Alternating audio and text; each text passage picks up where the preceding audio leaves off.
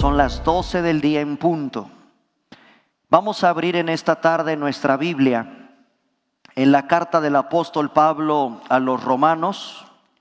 Continuamos estudiando en esta serie acerca de la carta preciosa de Romanos, capítulo 5, versículos del 5 al 11, porque nos hemos detenido un poco en el amor, la verdadera historia de amor. Y la Biblia nos habla de una verdadera historia de amor. Estamos en el contexto de analizar cuáles son las implicaciones o los resultados de haber sido justificados.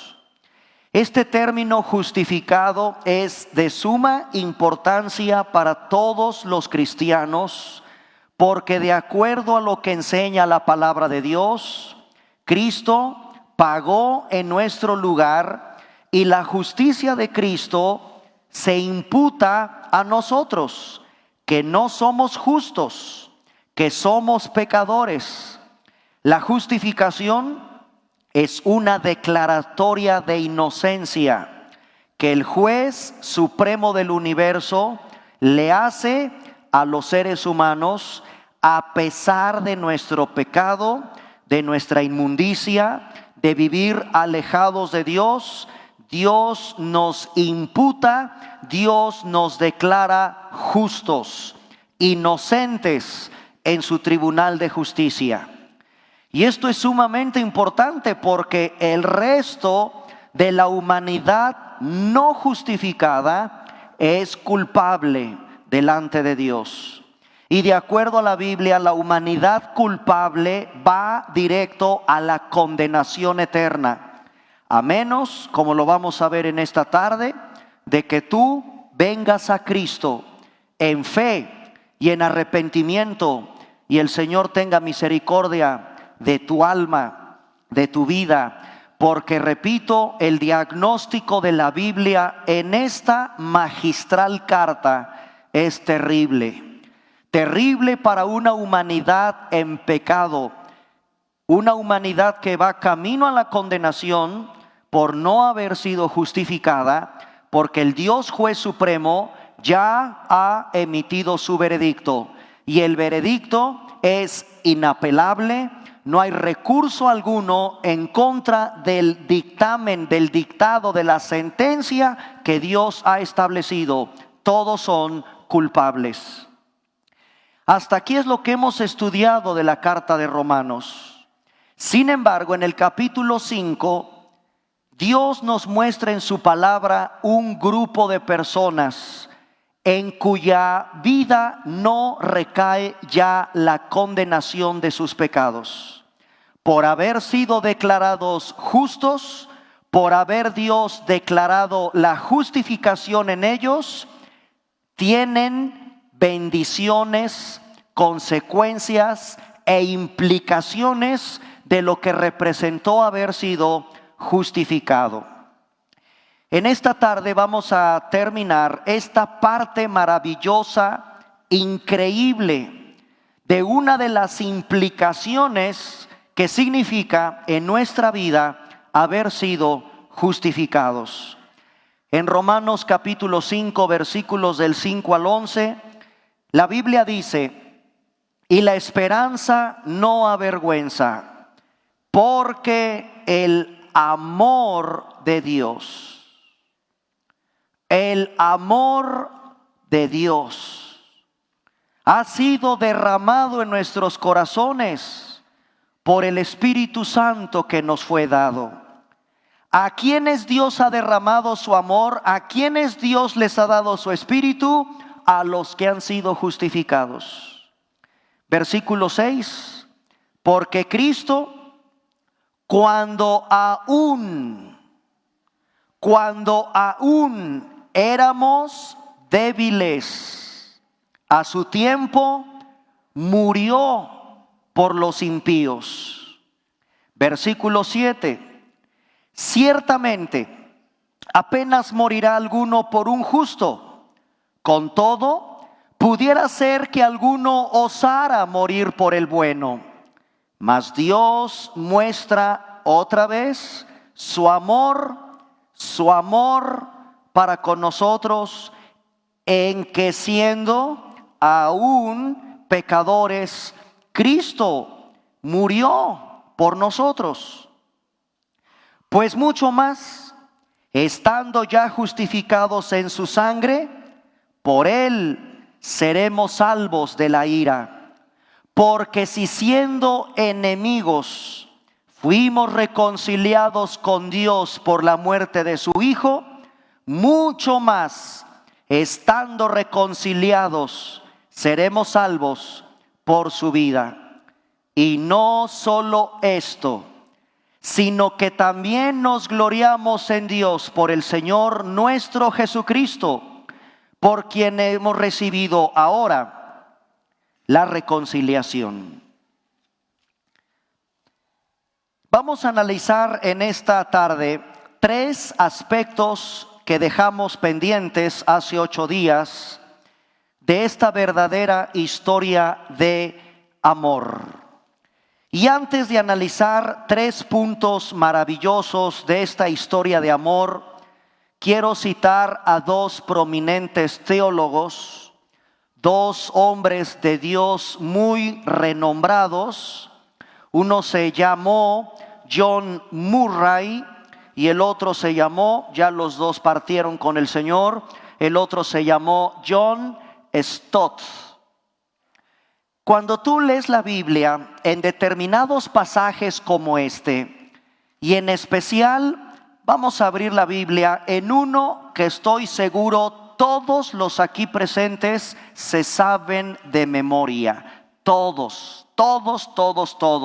A menos de que tú, bueno, mi amigo, amiga que hoy nos visitas, tal vez pues es tu primera vez o tienes muy poco en el Evangelio. Estoy seguro que algún día en tu vida cristiana te vas a encontrar con uno de los pasajes más famosos que todos nos memorizamos, que todos le decimos a una persona cuando le hablamos de Cristo, que todos tenemos muy claro. Aunque hoy vamos a tratar de profundizar en este versículo, acompañada por toda la carta de Romanos en los versículos que acabamos de leer, porque todos en esta tarde nos sabemos de memoria Juan 3:16. Porque de tal manera amó Dios al mundo, que ha dado a su Hijo unigénito, para que todo aquel que en esta tarde crea en Él no se pierda, mas tenga vida eterna. Yo no sé si tú lo has estudiado, puesto a meditar, porque para empezar, Juan 3:16 está en el contexto de una plática, de una entrevista, de una conversación que Jesucristo tiene con un líder religioso, un hombre que conocía las Escrituras, uno de los principales líderes de Israel. Y aquí se encuentra un fariseo famoso porque la Biblia lo hizo famoso porque desde luego fue de noche a buscar a Jesús. Y una vez que lo encontró, Cristo empieza a platicar con él. Nicodemo le hace una serie de preguntas, y lo inmediato que encontramos en la historia de Juan capítulo 3 es que Cristo lo paró en seco. Ya no continuó el razonamiento religioso de Nicodemo. Nicodemo seguramente tenía muchas inquietudes con respecto a Jesús, aunque sabían que las señales, las obras, lo que enseñaba este maestro extraordinario no podía provenir de un hombre. Dios tenía que estar con él. Este era el razonamiento, esta era la manera en que Nicodemo, como fariseo, se acerca con el Señor. El Señor le pone un alto y le dice algo impresionante: de cierto te digo que si no naces de nuevo, no puedes ver el reino de Dios. De inmediato este hombre, tratando de buscar como lo hacen las religiones, sobre todo aquellas religiones orientales que creen en la reencarnación, Nicodemo le pregunta: ¿cómo es posible que alguien pueda volver a nacer de nuevo? Maestro, ¿acaso puede una persona entrar por segunda vez en el vientre de su madre? Cristo le vuelve a responder: de cierto te digo que el que no nace del agua y del Espíritu no puede entrar al reino de los cielos. Y en esa plática está cuando de repente Cristo llega al versículo 16 que todos conocemos. Porque de tal manera, fíjense nada más de qué manera de decirlo. De tal manera amó, te amó, nos ama Dios, que ha dado a su Hijo unigénito para que todo aquel que en Él crea no se pierda, mas tenga vida eterna. Mi amigo, qué privilegio tienes de haber entrado por la puerta a este recinto, a escuchar lo que la Biblia y de labios de Cristo te lo está diciendo. Yo solamente me estoy encargando de darle lectura a lo que Él dice, a lo que Él enseña. Y lo que Él te está diciendo es que hay un Dios que ama. El Dios de la Biblia se identifica de muchas maneras en sus atributos, pero uno es su esencia, el amor. Voy al comentario de John Murray y después de John Stott. Dice John Murray en un comentario maravilloso acerca del amor de Dios: le agradó a Dios establecer su amor invencible y eterno sobre una incontable humanidad. Y es el propósito determinado de ese amor lo que logra la expiación. Eso lo expresó John Murray. Ahora vamos al comentario de otro gran teólogo llamado John Stott. No cabe ninguna duda, dice John Stott, no cabe ninguna duda de que el amor de Dios es la fuente, no la consecuencia de la expiación. Dios no nos ama porque Cristo murió por nosotros. Más bien, Cristo murió por nosotros porque Dios nos ama.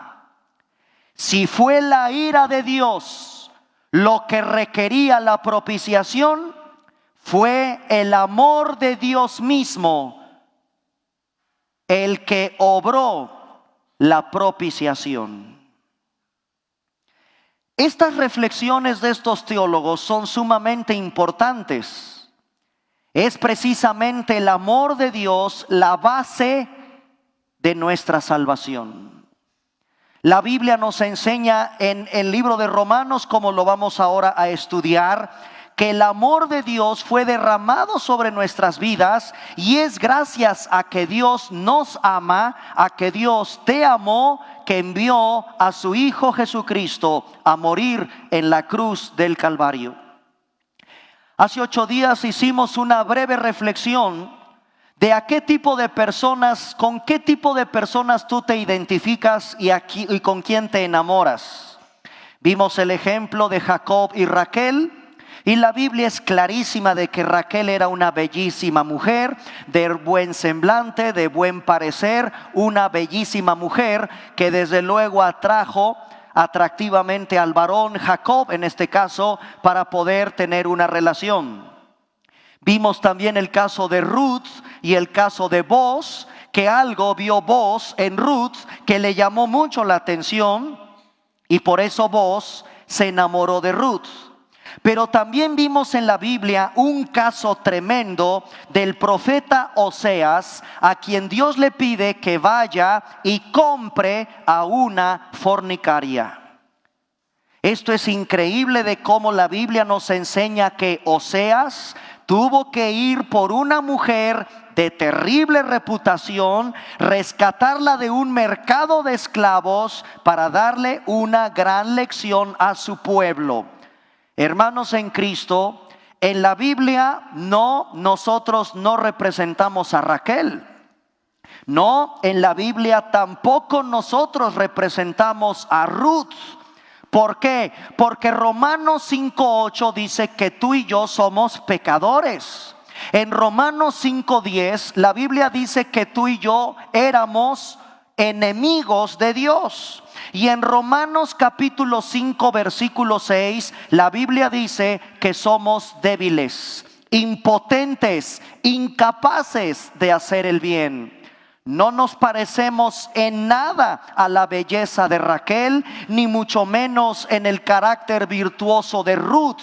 Más bien nosotros somos como Gomer, como esa esclava fornicaria, una mujer de pésima reputación. Y por supuesto el profeta Oseas representa a Dios. La historia de amor que se narra en la Biblia es que Cristo, que claro que es un Jacob, es un Boaz, es un Oseas, Cristo es el varón hermoso, Cristo es el varón perfecto. Ese varón perfecto nos amó. Y no te amó por ser atractivo. Dios no ve, con todo respeto, no ve nada atractivo en tu vida, pecador, enemigo, débil, impío. Dios no ve nada atractivo. Lo que sí vio Jacob en Raquel, lo que sí vio Boaz en Ruth. Aquí Dios no vio nada atractivo en ti, sino porque te ama a pesar de quién eres. Ahora en Él te hace atractivo. Después te hace atractivo, no en el momento en que te encontró. En el momento en que el Señor a ti y a mí nos encontró pecadores, nos encontró enemigos de Él, débiles, impíos. Y Él nos fue a comprar, como lo hizo Oseas con Gomer, a un mercado de esclavos donde estábamos. Por si fuera poco, la Biblia, como lo vimos hace 8 días, dice que olíamos a muerte. Desprendíamos olor a muerte. ¿Tú te imaginas que tú, por supuesto, lo comentábamos hace 8 días, no tienes trato con gente así? Gente repugnante, gente impía, gente perversa, y que de acuerdo a la Biblia, como la Biblia lo describe en 2 de Corintios 2:16, nosotros olíamos a muerte. Bueno, pues con todo y estas características terribles, Dios nos amó. No por tu apariencia, no porque haya encontrado nada atractivo en ti. Ahora que estás con Él, ahora que Él te ha comprado, ahora que Él te ha justificado, ahora que eres su hija o su hijo, ahora sí te hace atractivo para Él. Vamos en esta tarde a analizar 3 implicaciones del amor de Dios que expresa Pablo en Romanos capítulo 5. Regresamos rápidamente a Romanos capítulo 5 y en primer lugar, de los versículos del 6 al 8 vamos a analizar el costo de ese amor. Tuvo un costo. No te costó nada a ti, le costó a Él.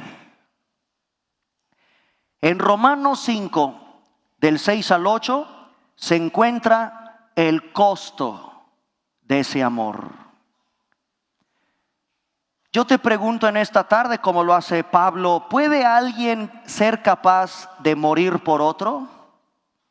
Bueno, los bomberos, los paramédicos, algún hombre altruista puede tal vez en un desastre natural, en la guerra. Se puede dar muy común que un soldado pueda dar la vida por otro compañero en la trinchera de la guerra.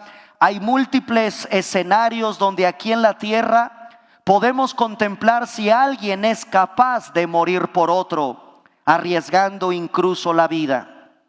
Sin embargo, la Biblia nos dice que Cristo Jesús dio su vida por nosotros cuando éramos indignos, rebeldes, impíos y enemigos de Él. El autor de la vida murió para absorber la ira de Dios por nosotros. La cruz absorbió toda la ira descargada de ese Dios santo contra nosotros, impíos, indignos, rebeldes y enemigos de Dios. ¿Cuál fue el costo de ese amor? Que Él dio su vida. Él vino al mundo a nacer para morir. Él vino al mundo con el propósito firme y determinado que se planeó desde la eternidad pasada para que muriera Cristo por todos nosotros por causa de nuestros pecados. En Primera de Juan capítulo 4 vamos ahora a revisar cómo la palabra de Dios nos vuelve a insistir el costo que representó que nosotros tengamos salvación en nuestra vida. Y la primera carta del apóstol Juan, por ejemplo, entre varios pasajes que vamos a considerar en esta tarde, se encuentra Primera de Juan, capítulo 4, versículo 10, y el apóstol Juan dice: en esto consiste el amor. Acordémonos que abrir las cartas de Juan es abrir las cartas del apóstol del amor. Y Primera de Juan capítulo 4 versículo 10, en esto consiste el amor, no en que nosotros hayamos amado a Dios, sino en que Él nos amó a nosotros y envió a su Hijo en propiciación por nuestros pecados. En esa misma primera carta de Juan, ahora en el capítulo 3, versículo 16. En esto hemos conocido el amor, en que Él puso su vida por nosotros. También nosotros debemos poner nuestras vidas por los hermanos. Primera de Juan, capítulo 4, versículo 19. Nosotros le amamos a Él porque Él nos amó primero. Y Primera de Juan, capítulo 4, versículos del 20 al 21. Si alguno dice: yo amo a Dios, y aborrece a su hermano, es mentiroso. Pues el que no ama a su hermano, a quien ha visto, ¿cómo puede amar a Dios a quien no ha visto? Y nosotros tenemos este mandamiento de Él: el que ama a Dios, ame también a su hermano. Hermanos en Cristo, nosotros podemos amar de esta manera porque ya vimos que en Romanos capítulo 5, versículos del 5 en adelante, dice que el amor de Dios ha sido derramado en nosotros.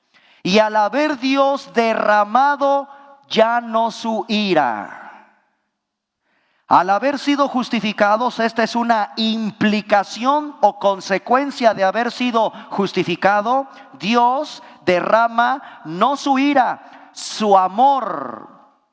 Y cuando la Biblia habla de derrama, es como una cascada, como un diluvio de miles de millones de litros de agua. Así que te pones en una cascada, te pones en una abertura donde brotan miles de millones de litros de agua cada segundo. De la misma manera, el amor de Dios se derrama sobre nosotros. Y entonces tú eres capaz de amar, porque ese amor de Dios ha sido derramado en tu vida. Ahora Dios pide que amemos, que amemos como Él nos amó. ¿Cuál fue el costo de ese amor? Que Él dio su vida. Fue un costo muy grande el haber sido entregado en el huerto de Getsemaní. La palabra Getsemaní significa prensa de aceite. Ahí Cristo empezó su agonía al derramar su preciosa sangre desde el huerto de Getsemaní. Este fenómeno médico científico se llama hematohidrosis.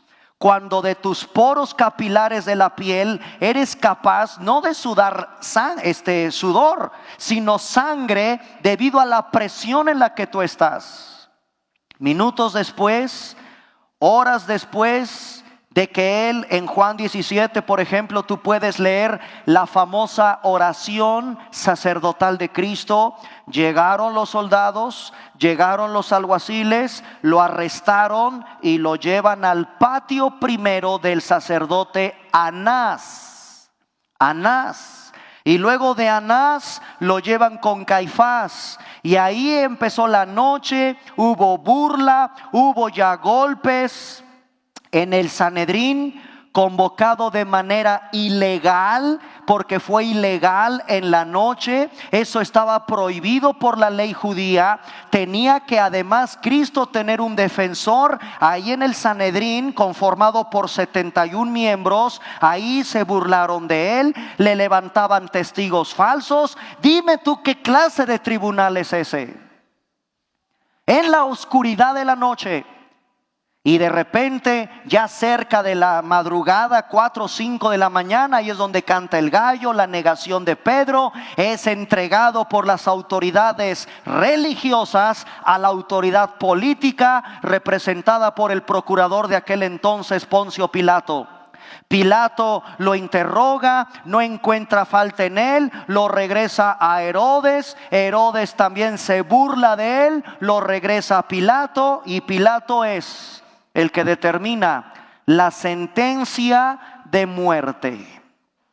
Todo este proceso que ahorita te lo estoy platicando rápidamente, con todo y sus injusticias, con todos los golpes, los escupitajos, y cuando está ante el procurador de Roma, ahí ante la cohorte romana, lo mandan flagelar. La Biblia guardó silencio de las heridas que provoca una flagelación romana. Son otros historiadores como Josefo, como Plinio, o algunos autores como J.J. Benítez en su obra El caballo de Troya, que nos dan una descripción estrujante de lo que significa ser azotado por los soldados romanos. Y después de eso, llevado cargando la cruz hacia el monte Gólgota, no podía caminar. Tuvo un hombre llamado Simón de Cirene que ayudarle a cargar el travesaño. Lo llevaba todo ese peso de culpa y de pecado Cristo en ese madero, llevando Cristo tus pecados y los míos, no desviando su objetivo de abrir sus brazos finalmente en aquella colina del Gólgota, a donde Él muere por ti y por mí en esa cruz. Ahora que viene Semana Santa y ahora que vienen todas estas festividades, hermanos, es la preciosa oportunidad que un cristiano tiene para volver a anunciar con urgencia, con una verdadera pasión, lo que Cristo hizo por nosotros en esa cruz. Lo que representó para Dios, lo que le costó a Dios en el amor que nos tiene, haber dado su vida. Y lo hizo de una forma cruenta, terrible, dolorosa, espantosa, muriendo en la agonía de aproximadamente 6 horas en la cruz, desde las 9 de la mañana hasta las 3 de la tarde. En ese tiempo pronunció 7 palabras magistrales con una profundidad asombrosa de ser estudiadas. Todas, cada una de ellas con una significación impresionante. Y cerca de las 3 de la tarde se consumó el plan de la redención para ti y para mí. ¿Cuál fue el costo de ese amor? Que Él tuvo que venir al mundo a morir por tus pecados. Eso, discúlpame, no es un chiste. No es una broma. No es algo que debes tomar a la ligera. El costo que a Dios le representó su amor fue dar su vida por ti y por mí. Por eso la Biblia hace énfasis en la muerte de Cristo como la muerte sustitutoria, expiatoria, la que nos da todas las garantías de poder acceder ahora a la presencia de Dios. Es gracias a su muerte, a su sangre y a su sacrificio derramado en esa cruz. No es un chiste. Para que vivas la vida desenfrenada, para que vivas una vida totalmente alejada de ese Dios que mira el amor tan grande que te tiene. Y cuando tú pienses que nadie te ama, siempre voltea a ver esa cruz. Cuando tú creas que en esta vida nadie te ama, mira esa cruz. Y cuando quieras también contemplar lo horripilante que es el pecado, también tienes que mirar esa cruz. Para conocer el infierno, para conocer el cielo, hay que mirar esa cruz. Porque en esa cruz se encuentra verdaderamente representada el destino de los seres humanos, de acuerdo a lo que tú y yo hagamos con el sacrificio de esa cruz. El costo del amor, el costo de ese amor, Pablo lo explica en Romanos capítulo 5, versículos del 6 al 8, en la expresión que Pablo menciona, diciéndonos que Él vino al mundo a morir por nuestros pecados. Cristo, dice el versículo 6, cuando aún éramos débiles, a su tiempo murió por los impíos. Ahora, vamos al segundo punto. La certidumbre inamovible del amor. Una certidumbre inamovible del amor. Romanos capítulo 5, versículos del 9 al 10. Y aquí Pablo usa un argumento que se llama, o empleó un argumento empleando el método deductivo. Cuando alguien argumenta, cuando alguien expresa ciertos métodos de argumentación, hay 3: el método deductivo, el método inductivo y el método abductivo. Los 3 se estudian en retórica, en argumentación, en lógica. Y aquí Pablo está usando un argumento de tipo deductivo, de más a menos. Eso es, a grandes rasgos, razonar deductivamente. Vamos a revisar este razonamiento deductivo.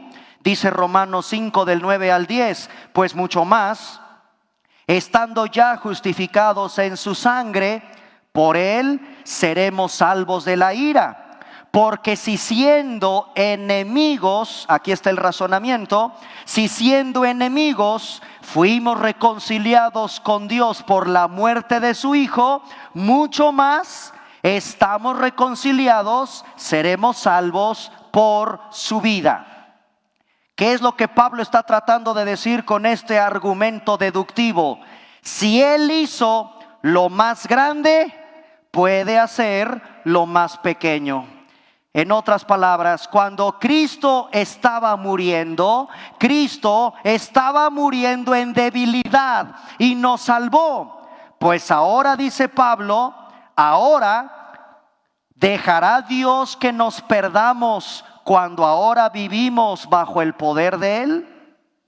Esto es a grandes rasgos este tipo de argumento que está tratando de decirnos Pablo, en el sentido de que si Cristo estaba muriendo en una condición tremenda, absorbiendo los pecados tuyos y míos, en una condición de aparente debilidad, y ahí nos salvó, ¿cómo no nos podrá separar de Él cuando ahora vivimos en el poder de Él? Si siendo enemigos fuimos reconciliados con Dios por la muerte de su Hijo, mucho más estando reconciliados seremos salvos por su vida. Seremos salvos de la ira. Es una certeza de nuestra salvación. En Filipenses capítulo 1 versículo 6, el apóstol Pablo también en otra carta escrita desde la cárcel, Filipenses capítulo 1 versículo 6, esto es un tremendo versículo que nos ayuda a comprender que con Dios tenemos una certeza inamovible. Si eres hija, si eres hijo de Él, dice Filipenses capítulo 1 versículo 6, estando persuadido de esto, que el que comenzó en vosotros la buena obra, te va el Señor a seguir perfeccionando hasta que Él venga. Si comenzamos con Él, si empezamos con Él, si estamos con Él, si hemos comenzado con Él, Él seguirá perfeccionándonos todos los días de nuestra vida. Y eso me da una certidumbre inamovible de su amor.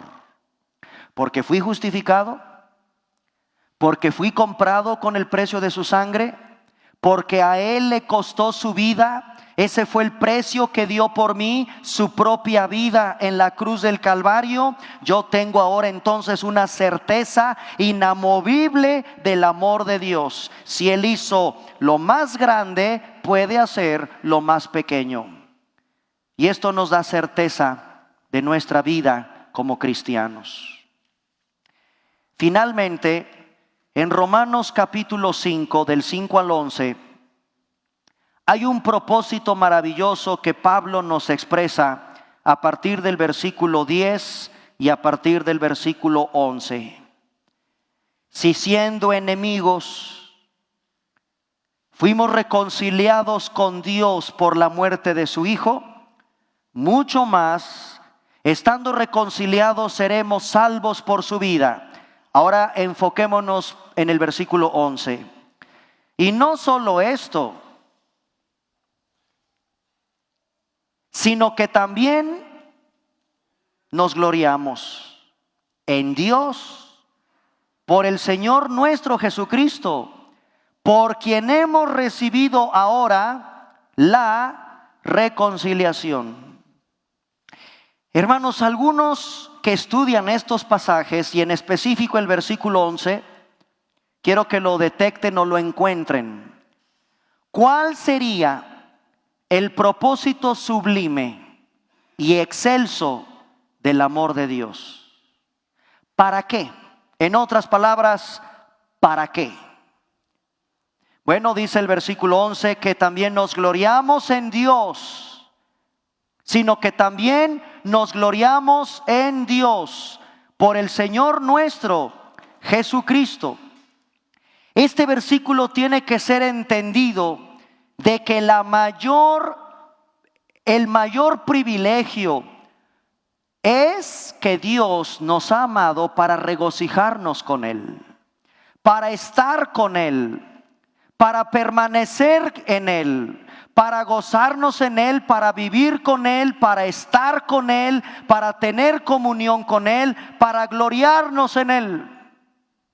Déjenme expresar un poco qué significa esto de la gloria de Dios, porque la gloria de Dios se ha manifestado en determinadas maneras.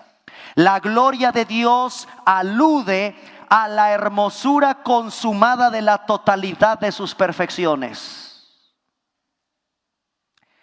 Cuando la Biblia dice que Dios manifestó su gloria en la creación, cuando la Biblia dice que Dios manifestó su gloria a Israel, cuando la Biblia dice que la gloria de Dios llenó el tabernáculo o el templo, cuando la Biblia dice que la gloria de Dios la manifestó en Cristo, esto alude a la hermosura consumada de la totalidad de sus perfecciones.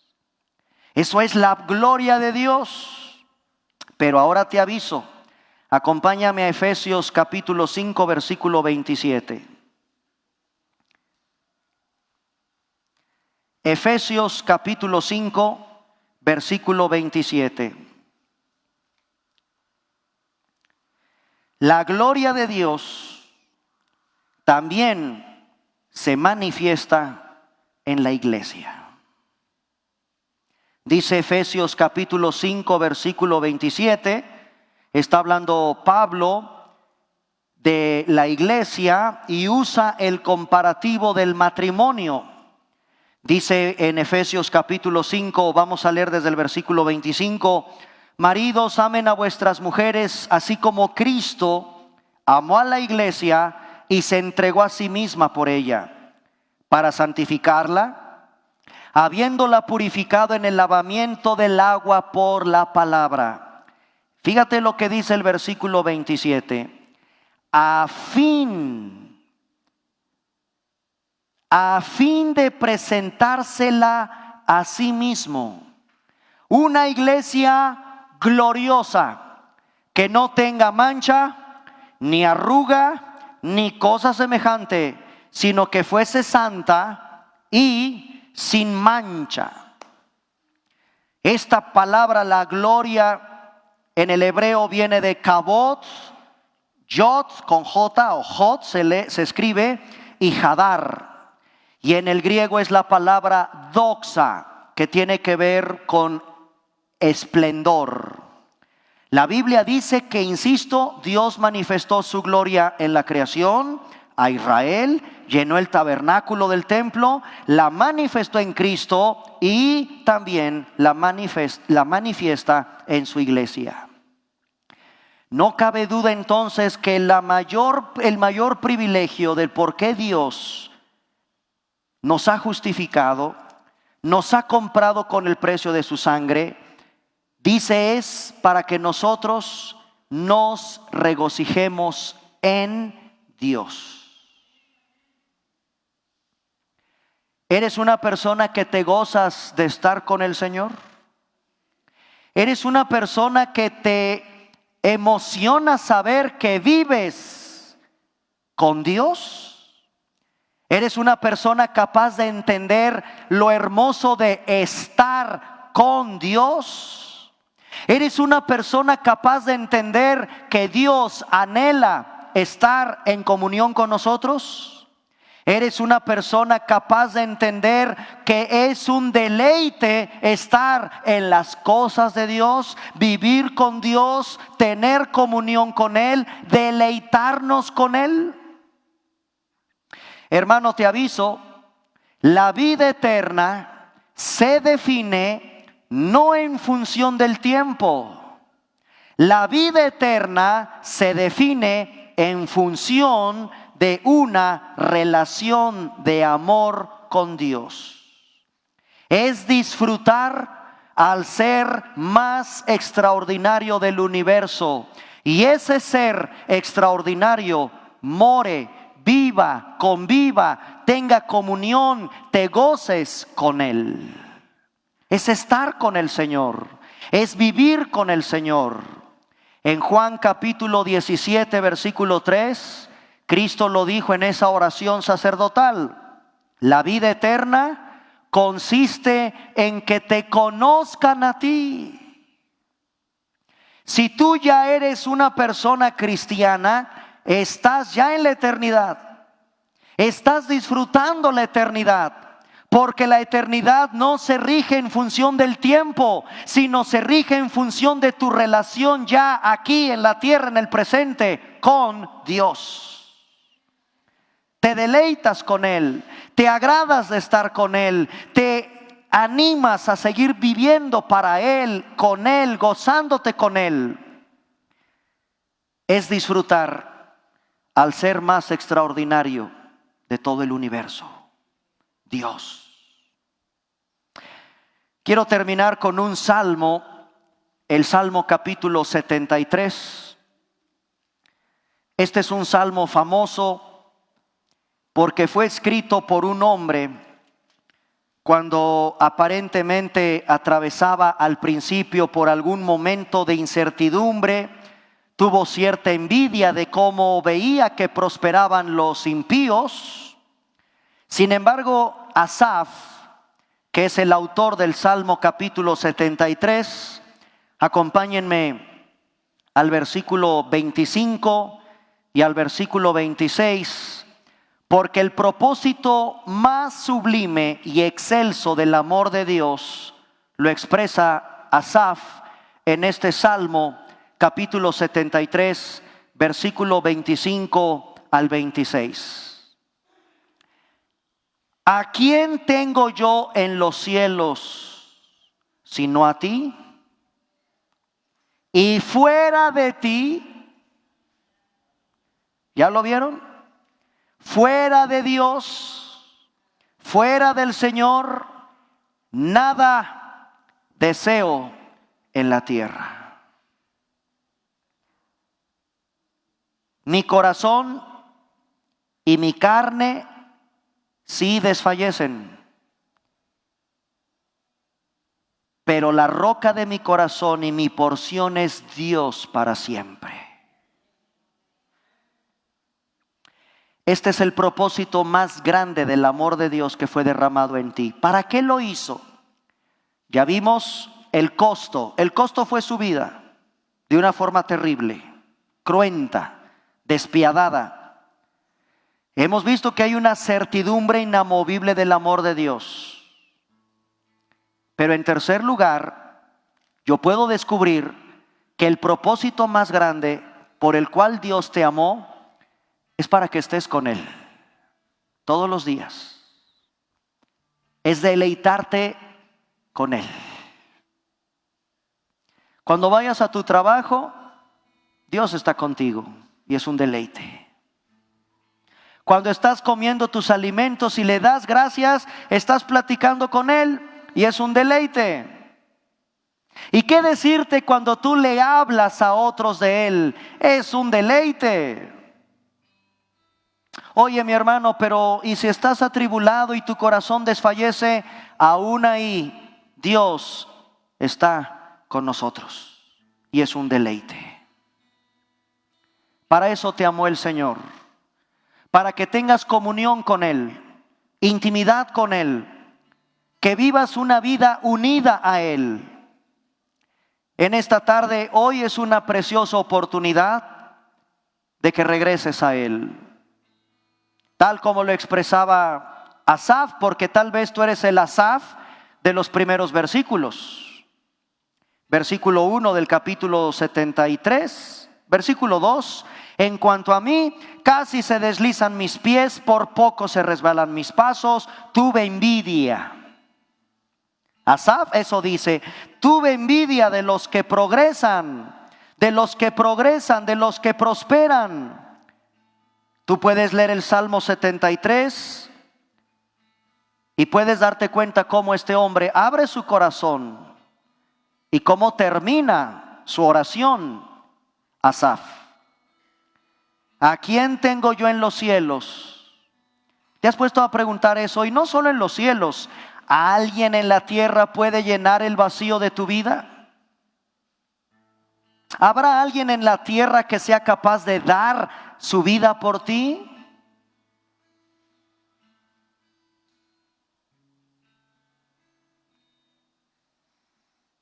Fuera de ti nada deseo en la tierra. Solamente aquellas personas que tienen a Dios pueden experimentar que efectivamente nada puede llenar nuestra vida más que Dios. Solo el que ha sido justificado puede entender perfectamente que fuera de Dios no hay nada. Nada. no vas a encontrar en el sexo, no vas a encontrar en una pareja, no vas a encontrar en los bienes materiales, no vas a encontrar en la naturaleza nada que pueda satisfacer y llenar más tu vida más que Dios. Este es el propósito sublime y excelso del amor de Dios, que tengamos comunión todos los días con Él.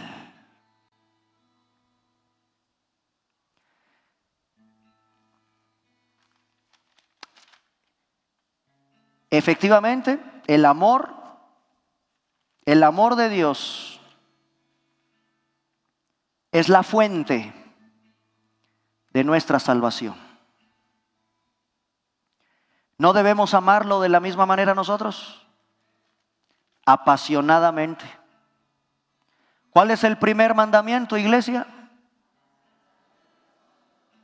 Con todo tu corazón, con toda tu mente, con todas tus fuerzas. Y Cristo dice, y el segundo es semejante: amarás a tu prójimo como a ti mismo. Vamos a ponernos de pie, por favor.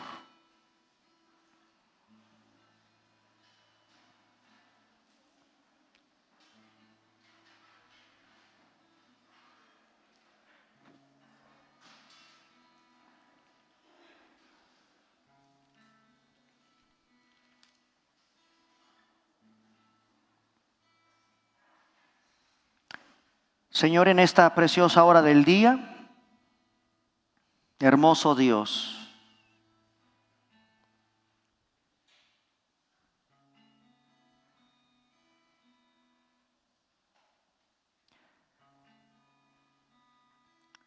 fue un alto costo ese amor.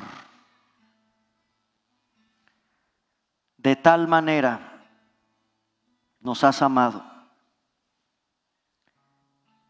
que enviaste a tu Hijo, Señor.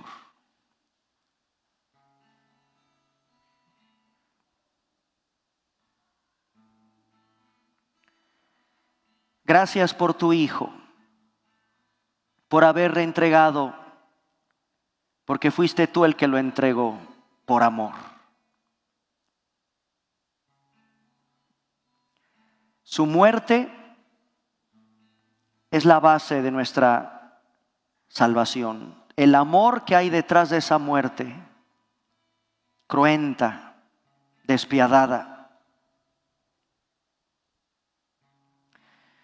Hoy venimos en esta tarde a estudiar tu palabra y haber tan solo dado unas pequeñas pinceladas del profundo tema del amor, porque tú eres amor, Señor. Dios es amor. Y hay mucha gente, aún tus hijos, que tienen tanta falta de amor en sus vidas.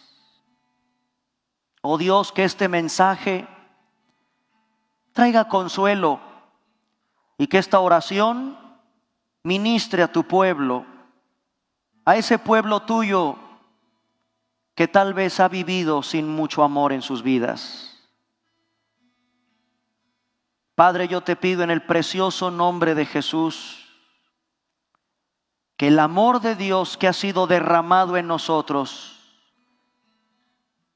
desborde en cada uno de los que hoy estamos aquí. Que podamos ser capaces de amar, aunque no hayamos nosotros recibido amor de alguna persona. De mi pareja, de mi esposo, de mi esposa, de mis hijos, de mis familiares. Y por qué no decirlo, tristemente tal vez, tampoco de los hermanos de la fe. Pero eso, Señor, quiero cambiarlo hoy. Porque tu palabra dice que derramaste tu amor sobre mí. Y ahora tú me pides amar a mis hermanos.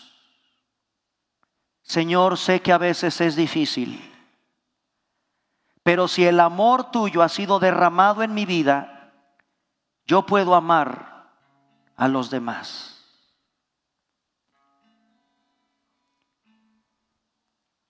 Gracias por haber dado tu vida por nosotros, Señor. No es común encontrar que alguien dé la vida por otro. Tú lo hiciste. Podemos en la vida contar esta preciosa historia de que alguien murió por mí. Y fuiste tú, Señor. Me encontraste, me escogiste desde antes de la fundación del mundo y me amaste. A pesar de mi situación de pecado, mi estatus legal era contrario a mí. Había un acta de decretos en mi contra.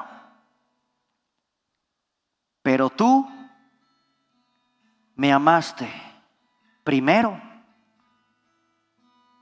y me tomaste por hijo y por hija y me lavaste y me reconciliaste y ya no somos enemigos, ahora somos amigos y aún más nos adoptaste y ahora soy tu hija.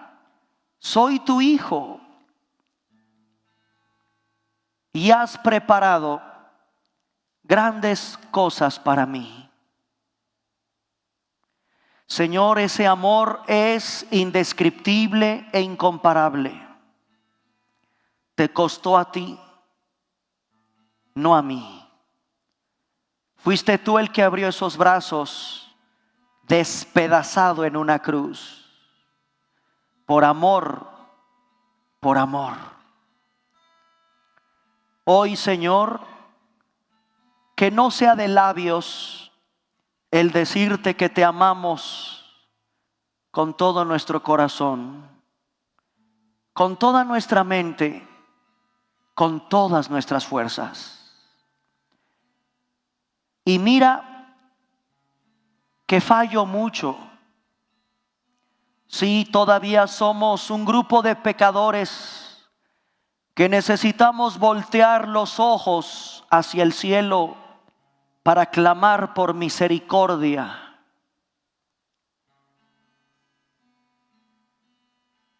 Y tú fijaste tus ojos en mí. Señor, gracias por habernos amado de esta manera. Gracias porque hay una promesa inamovible de que somos salvos de la ira.